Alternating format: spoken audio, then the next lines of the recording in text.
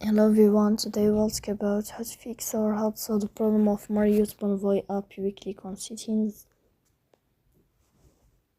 Here in this page we go to apps, default apps, app settings. In this list you will search about Marriott Bonvoy and you can click.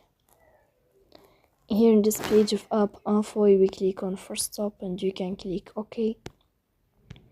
Then you will enter to the window of storage.